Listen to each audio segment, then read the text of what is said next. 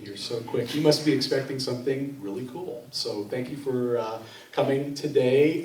It's such a beautiful night in Austin, and we have a rare chance here to hear the perspectives of three different people at three different stages in their career, which I'm quite excited about. My name is Carson Block, and I'm a library technology consultant, but I should probably be just known as Jessica's dad. This is my daughter, Jessikha Block, and her panel is called Underage at South by Southwest, No Parties, No Problem. And the idea of the panel is it's really hard. How many people have tried to attend a South by event and realized it's like, wait, I can't get in because I'm not old enough? Your hand. Yeah. It's not like an awesome feeling, right? It's like, wait, I'm being excluded from this. And so this was something that Jess experienced not last night as well as last year. And it keeps happening time and time again. However, that doesn't mean that there's a closed door to things. And that's part of what we're going to talk about tonight. So let's, we have a super small crowd and it's really intimate. So let's just introduce ourselves.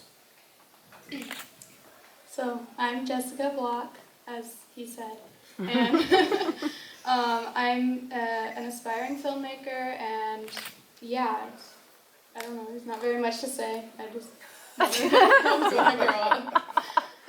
Oh. All right.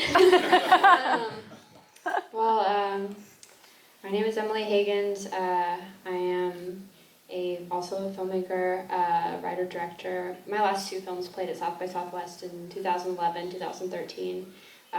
Those were called My Sucky Teen Romance and Grow Up Tony Phillips. And I recently moved from Austin to Los Angeles, so working from there. That's it. My name is Felicia Day, and I am actually from Austin. I went to college here. And I moved to LA after I graduated college. And for many years, over a decade, I've been in LA. I was an actor. And then I started, I guess I could call myself a filmmaker, although I've never directed anything. But I'm a video maker. So I made a web series called The Guild for 6 years. And then I morphed that into a company called Geek and Sundry, which is an online and offline content creator company. And we make all sorts of web videos of nonfiction and fictional variety. And hopefully we're branching out into television and movies and all these other things as we go forward from the internet. Has anyone had a chance to be out to the house at Bangers? Bangas. Yay! Bangers. Yay! We have an offsite event actually. My company is owned by Legendary. It was bought last year. And we have an event site. Bangers has Nerdist and Geek and Sundry and Amy Poehler's Smart Girls company. So we have a centralized sort of hangout where we're giving away things and people are dancing. We have DJs and tacos, and it's just kind of an awesome hangout place where we've been having panels, our own activities, and it's been pretty cool because we haven't actually done that at South by before. We've done it at Comic-Con in San Diego. So this is the first time we're doing South by, and it's actually pretty cool. I feel cooler having done it. Having had my own party, I got to go up to the DJ and be like, you need to play New Order. That's what the 80s is to me. And he did it. I really feel like I made it. That is so good. And now, for the rest of the conversation, we don't have to go in any linear order. Whoever wants to speak up first, please do. Please tell us about your first experience at South by as a young person. Let the young person start.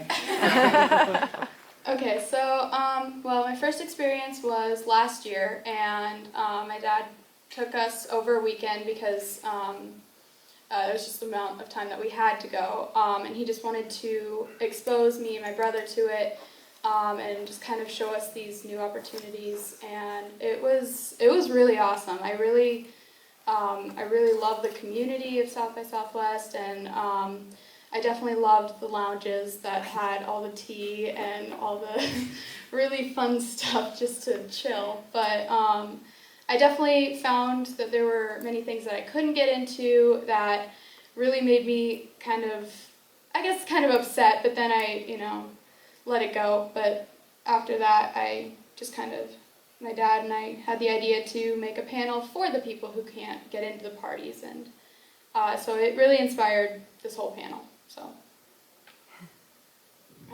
I grew up in Austin, and this year and last year were my first two South Bys where I was 21, so I could get into a lot more things. But I was definitely turned away. Even when I had, we were trying to do an after party for my first film in the festival, and we couldn't find a venue because all the ones that they were looking at were bars, and all the kids who were in the movie couldn't get in either, so we just didn't have a good party. No one came. Yeah, I guess it's very hard because, you want to present yourself professionally, and especially as young filmmakers, and right after this, it's the student shorts, and I'm sure they all have the same. Is anyone here that has films playing later? Is there any of you guys? Oh, yeah, hey!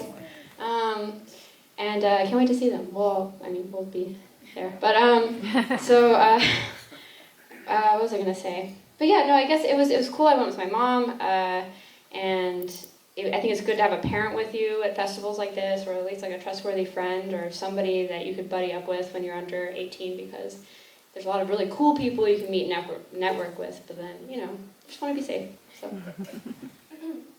I actually volunteered for South by Southwest when I was, I think, 17.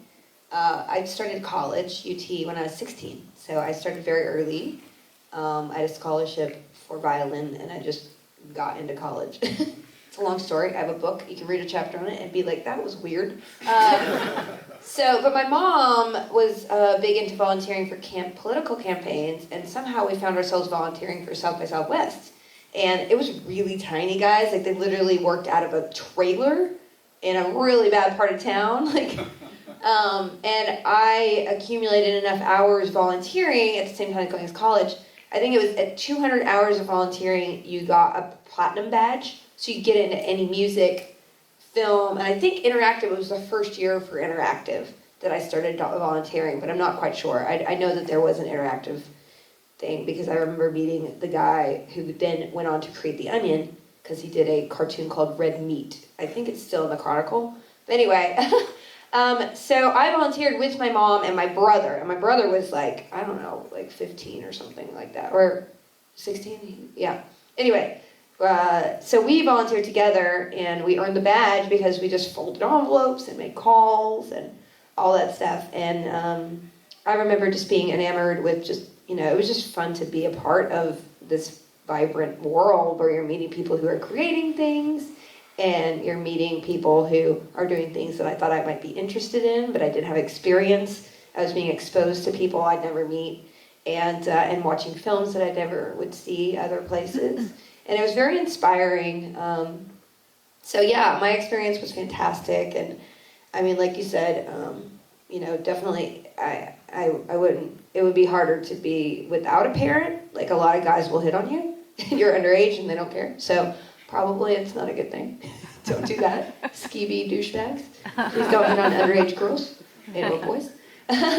But otherwise, it was an amazing experience, and I think the more that you're exposed to early on in your life, the clearer the paths become for you to where you want to go. I don't think I would be in film now were I not exposed to the world of film that early, and you have to get into creative things early. So yeah, it was an amazing experience, and it's really cool to come back and be at South by on a panel or doing a keynote or whatever, when I was just like folding envelopes. I was like, oh good, there's free juices for volunteers. This is the life. Yeah. I volunteered too, for 2 years, and I was thinking that too. It's like, you get to be in it and they give you food. Like, this is a dream. Free juice of Walla. I drank so much green oat Walla that I never want to see it again. Like, it was the only one that was ever, like, nobody wanted the spirulina, because it was really early in spirulina's life. So, it's so gross. So there's benefits other than food, though, right? For the exposure. I think I said a little about it. I just wanted to clarify. I wasn't sure what I heard. And I wanted to say, how many parents do we have here tonight? That's great. I think if you're here for the right reason. The one thing I forgot to say, I didn't follow my own script here, is that I wanted to encourage parents to support their kids in non-traditional ways of learning. We're at the crux of education changing, of things like credentialing from institutions being decoupled from going to an institution. There's a lot of paths to knowledge, and I know that just through my own life, most of the awesome things I learned were not actually in the classroom, even though that's certainly super important there. The real powerful things, though, were within community, and that's what urged us, Heather and I, my wife Heather and I, to bring our children here, because our benefit of being around the convergence and different ideas certainly changed my life for the better. I'm here with the library community, been here for a number of years, and cultivated those sorts of things, panels basically. After I presented coaching others in this last year, I thought, well, I think I want to pour all this into my daughter, because she really caught on fire here. And so just not telling you what to do, but for me it made a difference to think, as a parent, think of my daughter as a partner in some cases. Like with thinking about my other awesome partnerships, how do I treat them? Well, I'm going to treat her the same way, which also means expecting a lot of work. Basically it's like, try this or try that, and go work and go do this. And that was super rewarding. And I think I just want to encourage you to do that. And if your own parents need a push, I'll be glad to talk to them. Seriously, because it's. I believe that this is important. I also know that the mentors I had as a young person made me realize that there was stuff I could do that I didn't realize I could do, just because they had confidence and faith, and they said, "Yeah, why not? Just someone's got to do it. Why don't you do it?" So that door is wide open. So I'll get off my soapbox now. But how did you get started with filmmaking or media creation, and what lessons have you learned along the way? I just went. I don't want to go next. You just had a film, you had your first short play at your student film festival, right? Yeah, my first short film that I made in January, and entered into my high school's film festival. That one did not win, but a one shot that I made with one of my friends did win. How I got really started with the interest in filmmaking was over a summer, maybe 2 years ago, and I just kind of wanted to. I've been watching YouTube for a while, and I just kind of wanted to make one of those videos. So I made my first video, and it's called Writer's Block by Jessikha Block.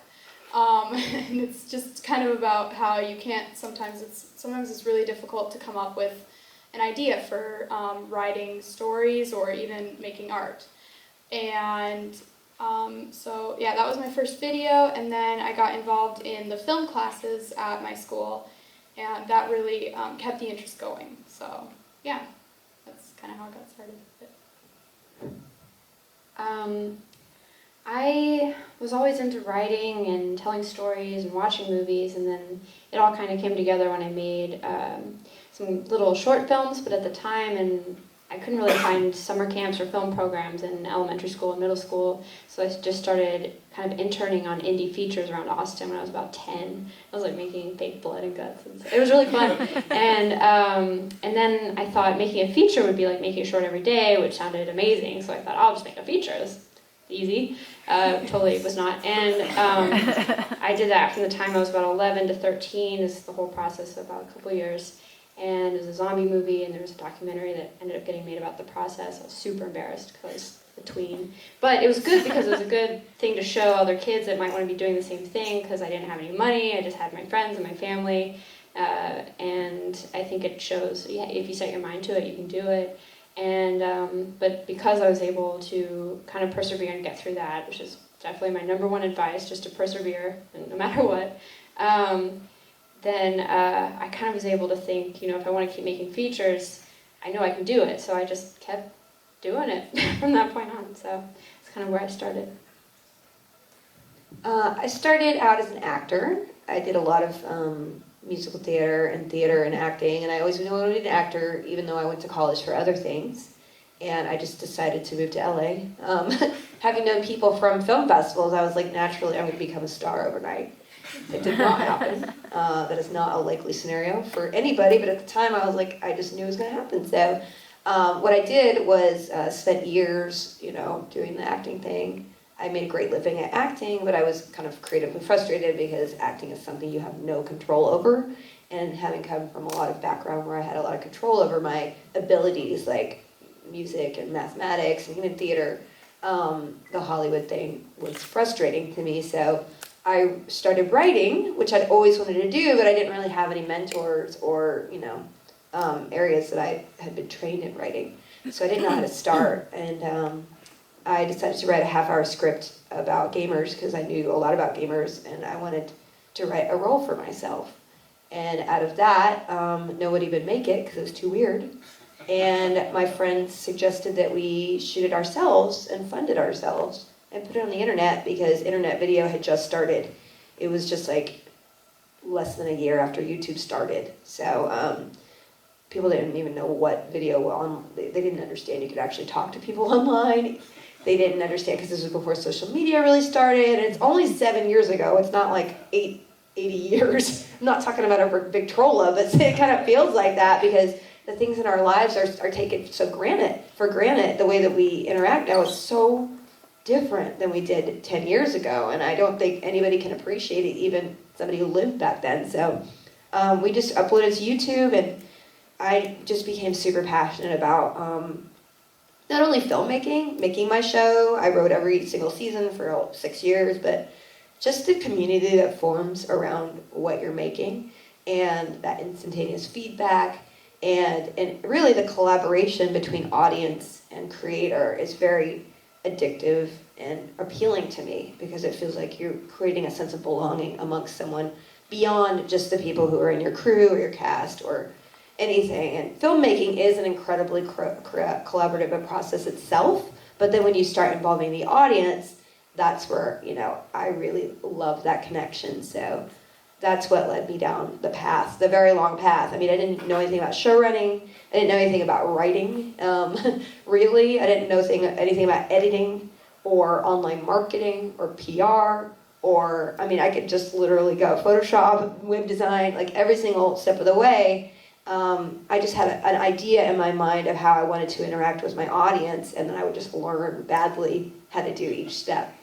And I guess, what I would say to somebody who especially is young, is that you're living during an amazing time right now where you can be exposed to something. Like if you're interested in anything in the world, there are so many online ways to teach yourself things. There's so many ways to connect with people who are interested in what you are.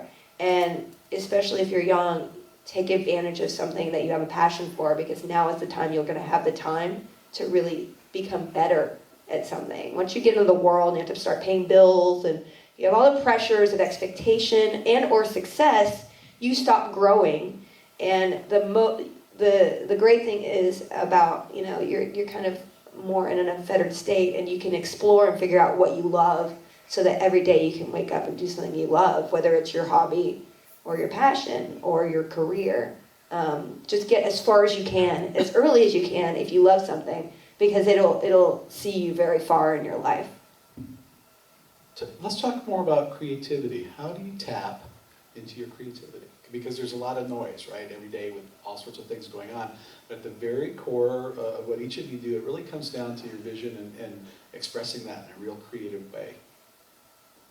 I mean, I don't know. It just kind of, it's kind of hard to tell how it happens. It just kind of, sometimes you have a spark of creativity, something like maybe a certain keyword just kind of like turns a light on. You're like, hey, that sounds interesting. I'm gonna turn that into something. Or I'm not sure. It just kind of happens for me. It's not a set way to be creative for me. No, yeah, that makes sense. Like, it's hard to turn it on. Someone can't tell you, go sit down and write a movie. Like, all right. But I think, when you have things that have happened to you that will always stick with you, I think sometimes you have that feeling in your gut when this is something that's kind of making me the person I want to be, or, something that really strikes a chord in your heart. That's a good place to start when writing or being creative. even if you're not going to write a movie or story about, literally what happened that made you feel that way, it might be a good place to start to think creatively, because I'm sure other people, that's why we watch movies, right? Because we're connecting with other people emotionally, and I think it's a really good place to start. I think sometimes people write, oh, wouldn't it be cool if there were clones with purple hair? Like, yeah, I guess it's cool, but what does that mean, And I think a lot of times people rely on young filmmakers to, make Snapchat the movie or something, because you're like, oh, you're young, you know what that means, right? But it doesn't mean anything, I think young filmmakers should really, like what Felicia was saying, take the opportunity of your perspective to show that you have these really interesting, original ideas, and that it's not just, you're not just there to make social media, money. I don't know what people, I have gone to meetings where someone said, can you make Snapchat the movie? I'm like, I don't have Snapchat. I don't know. I'm the worst millennial. I don't have this stuff. But I think, I really think that there's so many opportunities right now for young filmmakers to express their voice and original thoughts and ideas, because I think it's kind of unexpected right now from the man. So, do it. Tell the stories that are important to you, because you have things that make you you. So. Yeah, that's a great perspective to have, because right now there's so much money being thrown at young people in this new world. Like, I know people who make $50,000 a month on t-shirts from YouTube. And it's crazy money, and we all want to be comfortable. But it is, in a sense, encouraging disposable content. And I think there is an argument for disposable content. It's very attractive right now. It's very trendy, but in 20 years, is that art? Is that going to last in 20 years? Thank God I had that Snapchat, that sequence of Snapchats that disappeared. It's not an artistic legacy. And I think whether you're creating disposable content or not, you have to know what's special about what you want to say about the world. And you have to find a sense of meaning behind what you want to do. And the only way that we're going to create lasting art, whether it is a Snapchat that somehow transcends the test of time, it's all about meaning and emotion and touching other people. And your job is to figure that out and try to sort of push back the immediate feedback, the immediate flash in the pan kind of stuff. Because if you're only focusing on that next hot thing, like I want to be a YouTube star or a Vine star or Snapchat star, you have to realize the industry, you're disposable too. And I hate, you will be disposable, because then there's going to be another Snapchat in 5 years. And then if you're creating for an external reason, then you won't have worked on yourself and who you are and your voice. But if you work on who you are, it doesn't matter if you're creating a Snapchat or a still or a full-length movie or literally an 8-season epic of a TV show. You have something to say that's unique, and that is really the only thing of value that the commercialization of art can't take away from you. And a really good example of something that is still relevant today, it's not a super old movie, but it's something that my film teacher actually has talked to us about, is The Truman Show. It actually is all about technology too. It had the idea of this man always being watched, and it can still be very relevant today, and it makes you think more about how we always have a camera on us, or something's always watching us, and I think that's probably going to stay relevant for a very long time, and that has to do with the disposable or indisposable type content. It definitely makes you think, and it's something that can go down from generation to generation, and it's something that people will want to talk about in the future. And so that's always a really good thing to, aim for, of course. Well, yeah, there's a lot of studies that say that creativity will only happen in the stillness of your own brain. And when we create, we have to be in a little bit of a vacuum to make sure that what we want to say isn't being influenced by other people. And I have this a lot because I'm online all the time, every single second. I've gone through phases where I'm trying to write a script or something, and either the negative voices I know are steering what I'm censoring myself, even subconsciously, that if somebody said, oh, I don't like what you did in this thing, well, I'm kind of shutting a door in my mind to maybe a short or a series that I would have written had that I not let that person's either praise or insult get into my brain. And really, you have to kind of be able to put a bell jar in your head. And it's really, really hard in this world where we're just being bombarded all the time. So Yeah, well, and then something that goes along with that too is this idea that people won't like things, especially on the internet, if they're not short enough and fast enough and edgy and relevant enough. Like, it's like you can only make things in this, with these set of credentials, or else people aren't going to care, or it's not worthwhile to make. But everyone has a different way of thinking about something, and those are all tools like pacing and subject matter and color palettes. Like, these are tools to tell your stories, and people will sometimes discourage you from telling your story a certain way because it's not, fitting. Oh, young people, you can't make a teen movie if it's not short and fast and edgy and has, a Vine star in it. I've been told that so many times, like, oh, can you cast Vine stars? I'm like, what's a Vine star? What does that mean? I don't know what that means. See, all my jokes are like, what's the internet? But it's true. But yeah, no, I feel like it's interesting because it's very fleeting, and it's also like hurry, hurry, hurry. But you always have to maintain what's important to strike that creativity in yourself. Like, if it's something that's slower but about teenagers, don't think you have to make a short, fast, edgy thing because that's what people are telling you to do. I don't know why people think that.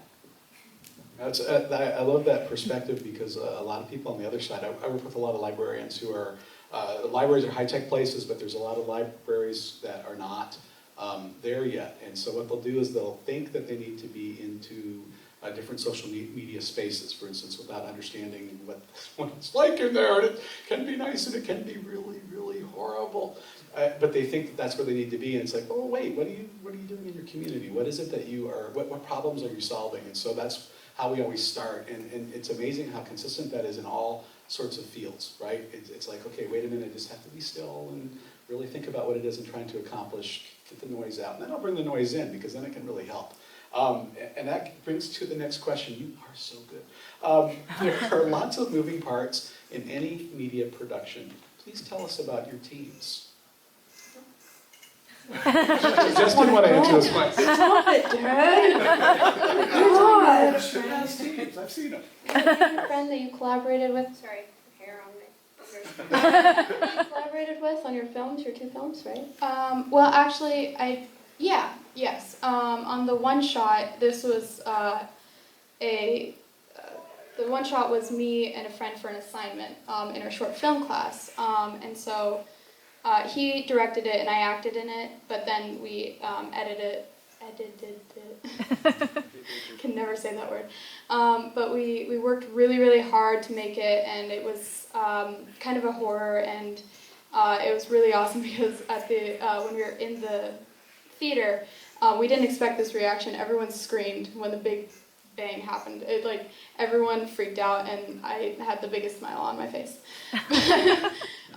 And then for my short film, I worked with one of my good friends from elementary school who helped me write the script for it, since sometimes I'm not so good with my words. And then I had a big group of friends help me out with this person would be good for the main part, or like one of the main characters actually in it. She helped me replace most of my actors because in high school everyone's really busy and all over the place, so I had to basically recast a lot of them on the day of filming. And so thankfully it's only a high school production and it didn't need to be, super glamorous, but so I mean, just finding friends who have a common interest is a really good idea. And sometimes people who don't really understand how long a film like a short film even can, or even like a 1 minute film can take to make. So definitely find a friend who can understand that and be patient, or can, or just. I'm an only child. I love other people. I was never competitive. My parents tried to say, like, why don't you play sports? And I was like, can't we all have the ball? And no more sports. But filmmaking was great because you need every single person who's there, from a PA to the actors to the lighting. You know, every person, they play a part in making your film unique. Because you could make the exact same film with different people and it would be a completely different movie. It might mean something else because everyone is bringing something to even a technical job. So finding people that are cooperative and creative and just pleasant to be around, no matter what age, big or small, or stick with them, because it's great. It's what makes filmmaking great. Yeah, filmmaking, if you don't like other people or collaborating or bending your vision, you probably should be a comic book writer or a novelist. I mean, filmmaking is all about working with other people, and of course you have to have somebody with a vision or you go nowhere, but I think the best situation is when you have people who enhance a vision, and I've been very lucky in my past to work with some amazing people who allow me to bring something from a page into fruition onto a screen. And I cannot emphasize enough the fact that if you have people who creatively spark with you and you work well with them, keep them close to you, because you might get frustrated with them as people. Oh, it's always going to be up and down, but the long term of it is that, especially if you go to Hollywood, it is a very social world, and people rise up together in groups. And, you know, it's something I've experienced being on the outside of Hollywood, you know, not being a part of the club and always having to fight your way in, and not going to school, or not, you know, the USC clique, the UCLA clique, the CAA clique. Like, it's like high school, guys. Hollywood is like high school. And, you know, you see a lot of people rise up together and they help each other out, because you're going to want your friend to have a job over other directors who are there. And I'm hoping, like with you guys' generation, that's going to change, because there are a lot more women interested in being something more than just actors, and not feeling like their sexuality is going to be a component to their achievement in Hollywood, which it kind of is sometimes. And it's just one of those things that even I think is subconscious, you know, in this world. So, you know, it just is cool to be collaborative and work with a team around you, and kind of get beyond the gender thing too. Let's explore that just a little bit more, because this is the rare opportunity that we have with your different stages in your experience there. And I'll tell just a very brief story. I remember when the movie Oh Brother, Where Art Thou won all the awards. Well, backstage, they had the backstage camera during, I can't remember if it was the Grammys or the Academy Awards, but I'm really into media, as you can see. I like to watch movies, you know, the films. I go to the cinema, the film every day. But anyway, there's a strong community of musicians. It's a little bit different, and it cuts across gender lines quite a bit. And I'll never forget, because there's also, you know, some lots of silos in musicianship as well. Some famous examples on stage of award sorts of things. But I remember what happened is there were people pitched against each other. These were country musicians. And they were cheering for each other when one of them won. They were like, you know, it was just, you could see the warmth. And this was Alison Krauss and, I can't think of her name. Oh my goodness, I can't think of her name. Emmylou. Emmylou Harris and, I'm so sorry, this is so important because I love her, Gillian Welch and David Rawlings, okay? But they were like super warm to each other, and that still, that image, and it was just like a 2-second shot. You could just see like, hey, you won, that's great. And I know this is something that you don't have an answer for, but what do you think will make a difference with the next generation in getting rid of that craziness and creating more collaboration and more camaraderie among women? I think that a lot of women who are in the professional area can be very stubborn. So if we could be a little, less set on our ways and a little less set on our ideas, and actually let other people like get into the mix a little bit and be like, okay, I'll listen to your idea and then react, then that could definitely, you know, help. You mean not being aggressive enough? Yeah. I mean, I feel like, I mean, I can definitely be really stubborn about my ideas sometimes, but like with making my short film, I had to write one of the scenes because my friend didn't know what to do, but then as soon as I wrote it, she's like, I have like 5 different changes I want to make to it. And I definitely had to be, you know, a little more flexible with that because she was mainly the story like supervisor type person, and we worked together on it, and being a little more open to other people's ideas, because I feel like me and her, we definitely get really like guarded, like we guard all of our ideas and we don't like to change them. But to me, when you say stubborn, would you ever describe a guy as stubborn? Like that, you would say auteur.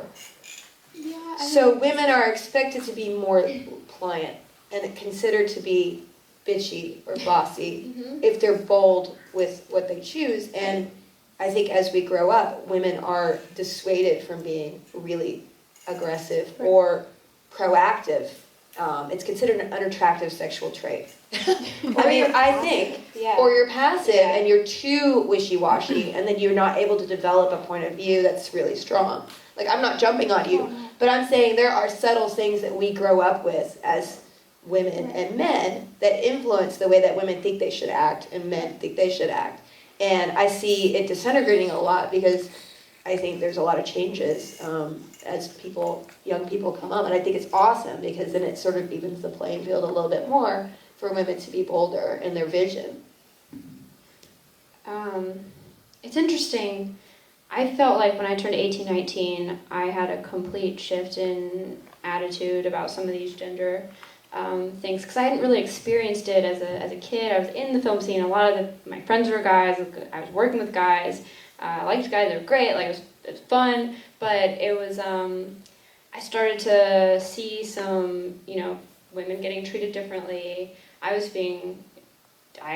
some bad things happen to me. I had bad things happen to people I knew, and I was like, why aren't more people talking about the inequality, like in film, but also like in a lot of creative fields, where women, you have to be businesslike and you have to be creative and you have to kind of be a man. Like you have to adjust your attitude to be more masculine or so feminine to where the guys feel like they're helping you or something. It's just so weird. It just depends on the project. But I'm just telling you, I know I don't know any of you guys, but I'm a really like easygoing person. I like you. I like all of you. Like, 'cause I don't know you, I want to go in liking you. But if you disrespect, you're a girl, you can only make these kinds of movies. Or like someone who works on one of my movies and you say like something bad to them, I'll say something to you. I'll say like, cut it out. You're dumb. I don't know. Like you can't say that kind of stuff. Me and Jessica today were harassed on Instagram promoting this panel. Where we were just saying, please come to our panel. Guy gets on her account, says like, ooh, I want to date you. Yeah, he said, I want to date you. Do you have a Tinder? We're just Like professional. 16 years old. We're trying to be professional. Who said that? Young filmmakers. Dude, are you here? Yeah. I will kill Not you. kidding. Norman Bates 27, Instagram. I will find you. I will Liam Neeson you. And I'm very nice. Really scary thing is Norman Bates. I know, people were telling me, like, he's probably some kind of publicity stunt for Bates Motel. And I was like, no, I found this guy. Like, he is real. But no, it's crazy. When you're a girl, this stuff is scary. This is scary, and you want to be professional, and you want to be, like, bold, like what you're saying, and it's just hard. It's hard. It's different to be a girl, but it's not so hard that you can't overcome it. This is the time to change that, So it's like, be proud. Be proud, I'll still find you if you're here. Norman Bates, creepy Norman Bates. So on another note, that was good. Thank you, because this is such an important a topic. Thank you for taking that on and being so candid. That is incredible. Let's talk about tools and platforms. platforms. It said that anyone can make a movie with their mobile phone and they can publish it anywhere. What are the pros and cons? That's supposed to be kind of a provocative question. I hope that kind of made you mad. And you want to be, yeah, exactly, yes. What are the pros and cons of having tools and platforms everywhere, right? Because it's a little bit of both. Okay. Well, the pros to it is that, you know, you can, well, it's just right at your fingertips. It's not just like when film movies, like they just started coming out, and it was really, really, really expensive to get camera and film and everything like that. Now you can just, you know, record something with your phone, and then, you know, just if you find someone to say something funny, you can put it on the internet, and someone will find it and someone will share it.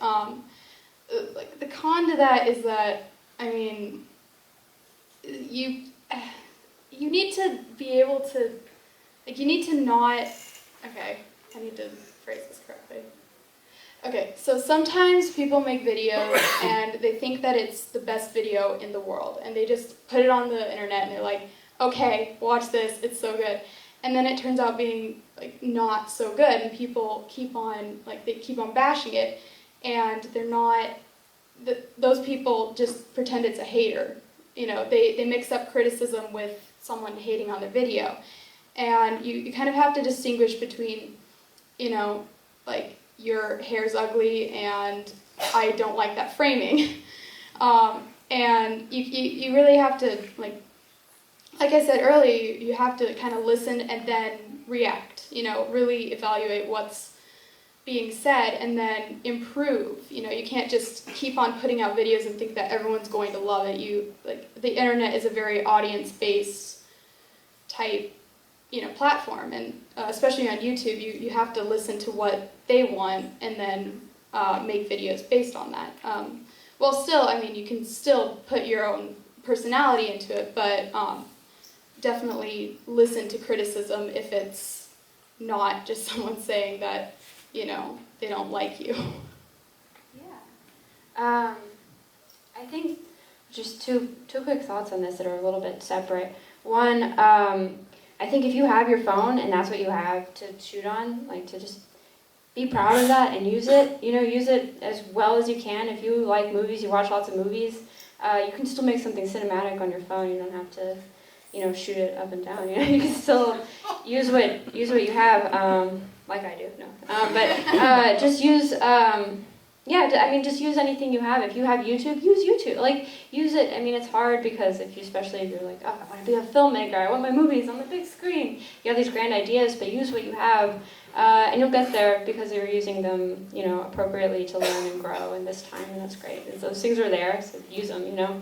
The other thing, though, is a lot of times, because all my movies have to do with teenagers and this stuff comes up a lot, people are like, you know, why make real movies just starring teenagers? Kids don't go to the theater anymore. But I think that's so dumb, because I think if there was good content for young audiences in the theater, they would go. Like, I don't think kids who like to watch videos on the internet, I like to watch videos on the internet, everyone does, like, the internet is great, but I don't think movies should be thought of as long YouTube videos. Like, you can make movies that, you know, are for the internet, like, that's cool, and you could just do something different with that. But I don't think movies in the theater for young people especially should be forgotten, because there is something to say for watching it with an audience. I was a kid who grew up with the Harry Potter movies, I'm sure a lot of you did, and those theaters at midnight were full of teenagers because they had something they wanted to see. And I think, like, I mean, you guys are kids, like, would you pay $10 to see a movie that you really wanted to see, or would you watch it on your iPhone screen? Like, if it was more fun in a theater. Is it fun to be in a theater? You're in a theater right now, you have to say yes. Yes. So, I think, anyway, that's my point. I've been mad about it, because, you know. I feel like if you had a lot of bad Hollywood meetings, from what I'm literally, Yeah. I've heard everything you're talking about. Like, I'm not a film, you know, you're coming from a different perspective, and I love the fact that you have a clear vision of what you want to do in this world as an artist. And it's so easy when you go to meeting after meeting of people telling you, fundamentally uncreative people who are telling you how to create. And I know it's a Hollywood cliche, but it really is true. And you have these people telling you rules, and what young people, you're wrong. Like, most of the time I'm wrong, I'm like, you're wrong. And every phase has gone through it. Right now, it's every YouTube Vine star starring in a movie because 3 movies made double their cost. And one of them made it on iTunes, and it's like, boom, they're all stars. Like, none of them have taken an acting class. Some of them are crazy talented. Some of them are not going to be. So they're going to make a bunch of movies, and the novelty will wear off, and then it's like, well, I don't know why they didn't work. Well, you're an idiot. So that's just the business side of it. But to go back to your point of like format, I mean, it depends on what you're like. Fundamentally, you're an artist, and I know that there's Snapchat artists out there. I get access to all new platforms, and I got on Vine. I'm like, I don't know what to do with this. I'm not going to waste my time here because I don't know how to tell a story here. I'm on Snapchat. I found something fun to do. I upload it all the time. I want to tell a movie that will not be contained in 90 minutes. Maybe it's a series. And whenever I start a new project, I have to think, what do I want to say about this? And then you figure out the format. Not like I'm going to be a Vine star. Like, people set out to be famous on these platforms. Whether it's I want to be an auteur, I want to be a Snapchat, millionaire, whatever. The people who will have a career, who are the people who know what they want to say, and they can translate it to various mediums, whether it's writing a comic book or telling a $100 million movie or a Snapchat story. I met some Vine stars. Now I'm remembering this. They're not all bad, I'm sure. No, they're not. No, they're talented, awesome people on that platform. No, it's cool. It's interesting because I was thinking about Vine. Because we're talking about it. It was interesting because they wanted to be actresses, and then they were just trying to make their own opportunities. So I think they were kind of more of those in that exception or in that space. So they were. But what was interesting about working with them is that they had a clear concept of editing and framing, and not all young actresses or actors you meet are always keeping that in mind, and they were very aware in those regards. So I think that was kind of interesting about their main focus being Vine. But just remember, when you become famous or successful at something, the whole industry is to stop you from growing. Mm-hmm. They don't want you to be anything different from what you have succeeded at. They don't want you to grow. They don't want you to be interested in anything else except the thing that they can make money off of you. And that's great because that means you have a career, but know that artistically, you will be stunted in whatever it is that finds fame for you. So, and I kick out on this a lot with people who are famous on YouTube or whatever. Like, they don't think they need to go to class because people are throwing money in their lap. But in 5 to 10 years, they're not allowing themselves, and the system is not allowing themselves to have the tools that will see them long term or grow to where they actually might have a potential beyond where the flash in the pan was. So I would always encourage people, like, don't chase the fame. Don't look for fame until you really feel like you have something to say, because if you get it too early, it can actually destroy you. I've seen it happen with child stars and all that stuff. So that was a really ominous thing, but I. And going back to the not going to class thing, it's really important. I've been always told by my teachers that my only job right now is to go to school and to learn what I need to know before I get a job. And learning to make film, like make movies and whatnot, while I'm in school can definitely make your life really, really busy. But you can't just drop all your studies and everything because then you might not get into a good film school if you don't get good grades. And you want to learn more about film specifically, you have to just learn about the other things. And one really good thing to do if you're really getting bored in class and you're like, I'm never going to use this, step back and think about how you might actually use it. Because that's something that I did with like geometry. I'm not huge on math, I'm not a fan of it. However, I realized that I might need to use that in the future, especially with geometry, like set design and knowing measurements and how to calculate things. It's actually really important. So if you can just find something that makes it more important to your life, then it makes it way easier to focus in school and then learn the skills that you need later on. And Jess, geometry is also good if you need to hustle pool. To know that. That is a great skill. I saw The Color of Money, the original one, and I thought, that's really good. I should study that more. One last question for you three before we open it up. We want to have some time for questions from the audience. You're three women at different stages in your career. I just think this is awesome that you three are here and just like so have everything going on. Tonight you have a chance to give some words of wisdom to either your past self or your future self. So in any order you want to do this, please turn to each other and offer a good word, something your past self would have loved to hear or something you would like to tell your future self. And I think, Emily, you're the lucky one because you're like right in the middle. You can go both directions. Okay, so I just wanted to first of all tell you guys that I really love what you guys have done in your careers, and just I don't know, keep making them true and real, because I really like it when filmmakers or just anyone in media connects with the audience and not necessarily directly connects, but somehow does something to connect with the audience. And I really like that you guys have really done really good at that. And so, yeah, just keep on connecting. Cool. I don't know. Well, this reminds me of some kind of like camp exercise or something. But I guess generally, well, like I got to know you, as we planned this panel. I don't know. Well, this is my story about meeting Jessica. It was on Twitter. She messaged me like, I want to put this panel together. I thought she was like 30 years old because she was so professional. And then she was like, oh, my dad's gonna be on the panel. I'm like, your dad? Oh.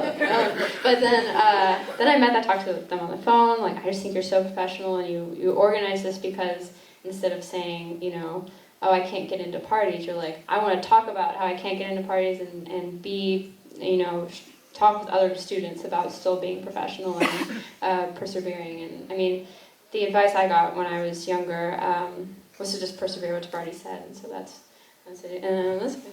I mean, because I watched your show and I think it's so smart and it has such a unique thing to say, and you're so talented and you've like pushed and you've maintained your point of view, and I just think that's amazing. I can't wait to see more stuff you do.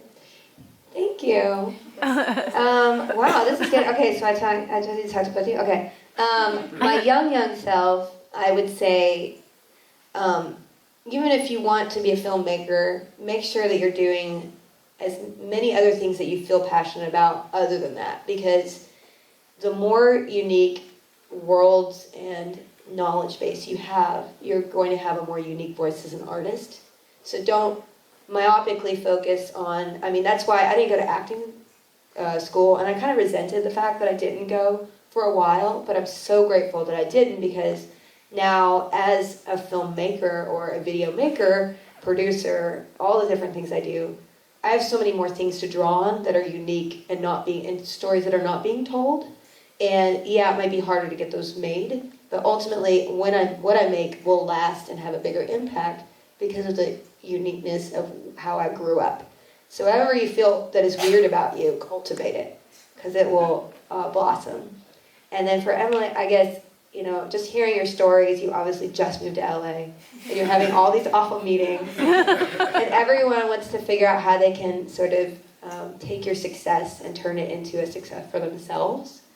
I would advise you to always look at every opportunity as a win for your artistry, as well as raising your profile, because you can't ignore the business side, and you have to sort of know that the relationships that you cultivate in those worlds will help you get that ultimate, $10 million movie, $100 million movie. So you have to play a little bit of the game, but make sure you aren't taking such a sidestep that it sends you on a path that you wouldn't want to do in 10 years, like commercial director, or, when you have a touch of success, people start throwing a lot of things at you, and you have to make decisions each step of the way, and just always have a clear vision of what you want to ultimately have your career be, and make sure that you're meandering versus like taking a left, because nobody really cares about your career but yourself, ultimately.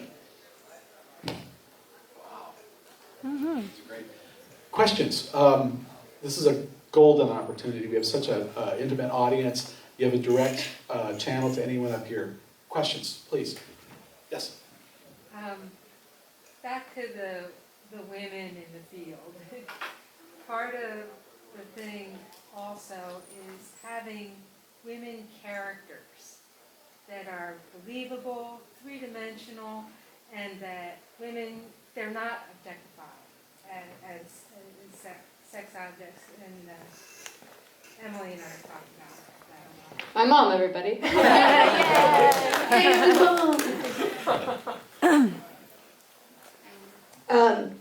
No, I agree. I mean, obviously, there's a lot about women characters out there, and representing them in different ways. Like, I think only, like, it was like some weird 21% of films last year had an actual woman who was a relatable character, who actually carried an emotional weight in a story versus like serving the main character. And I think a lot of people are kind of deaf to it now because it's like, okay, we get it, we need diversity, like, I mean, even, you know, you just, and because you sort of, when it becomes sort of talked about too much, you sort of close your ears to it.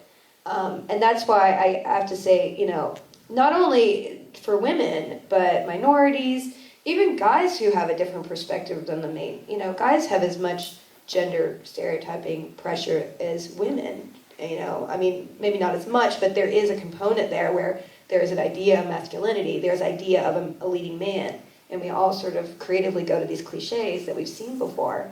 And I think they're, you know, that's why I always encourage people to really find your unique self and your unique stories that you want to tell, and hopefully the architecture of Hollywood can be broken a little bit to have, you know, like Hunger Games, that is a strong female character who's carrying that series. And it's like, oh, let's make, you know, an adventure series with a girl. Wow, you never thought about it before, but it had to be, this exceptionalism has to break the rule for them to follow.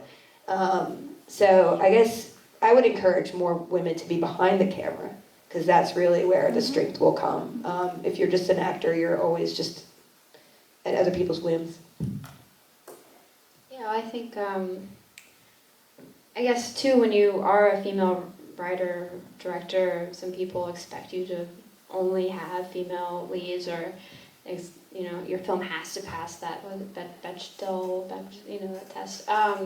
And if you don't know what that test is, it's like two female characters talking to each other about something other than a man, isn't that right? And I did a Q&A once where someone was like, there's this test and your film doesn't pass. I was like, all right. Like, and it's not, I mean, it's like, that movie was supposed to be so uniquely from that character's point of view. It wasn't supposed to, you know, I just didn't want to have these female characters jump in and talk about something unrelated, because it was about a boy. It was about a boy that I knew growing up, and he played the character, and it was his story. It wasn't for his mom and his best friend to have a conversation about, you know, not a, I don't know. Anyway, so it's like, I don't think you have to fall into these, you know, female empowerment, you know, stories or archetypes because that's your point of view, or because that's important right now. It is important right now, but it should come organically. And I think there's just so many, this is the time to write female characters where you're not thinking like, I'm going to write a strong female character. You just write someone, you know, in you. Even if you're a man, you could write a female character who is really interesting and special that girls will identify with, you know, if it's still coming from your heart, because we're all connected, you know. Sappy, but I think it's, you know, female characters should just be people. They shouldn't be female characters. That's how I think of a lot of male characters. I think I love the point there that you're making about a woman being in the production chair. Didn't Gail Ann Hurd do, she was at the helm at Aliens, right? James Cameron's Yeah, she was production designer, and yeah. She turned into a producer, and she's amazing. I know. Yeah, I know. Yeah, right. So we named our new dog Ripley after Ellen Ripley because, right? Well, I think that character was originally written as a man, and they made her a woman. And that's what you could do if you're a guy. I mean, just write something that's true to you and a character that you feel really passionately about, and then just change it to a woman. I mean, I did that with a comic book that I was working on. I'm still working on, but I wrote it as a female character, and in fact, I was like, I've totally fallen into so many cliches here, because I thought I was going to write a strong female character, and I've literally checked the box on cliches, and I threw it all out, and I decided to write it from a guy point of view, and it was so much more refreshing to me that I was kind of seeing things from a perspective that I hadn't seen before. I think as guys can do that as well as women can do it. Women writing men's parts, and I think especially as a female filmmaker, I'm sure you just are like put in a box of like this is what you need to be doing as a woman, and it's those women who are doing like action films. I mean, there's 2 directors in town who are women you can look to as like they do action films, and like the more we can break that and just be like it's not exceptional that she's a woman who wants to do an action film, the better. I grew up in horror, and that is a whole other conversation, women in horror. But it's interesting because it's another thing, it's another novelty, and it shouldn't be, because horror is a great genre where there are great female, leads. Like this movie that just played South by Southwest last night, Final Girls. Like it kind of is just talking about that idea that female characters are important in horror. So I mean, I know a lot of you are students, and I don't even know. Are there any girl directors in here, or writer directors? You, yeah, you get a car, But no, it's like, there's so many great opportunities to be, we have to leave, goodbye. And do horror films, I'm just... Yes, and actually, maybe not a car tonight, but we do have some T-shirts. So come see Jessikha after the panel. I want to thank you so very much. What a wonderful time. Thank you. Please. Thanks a lot.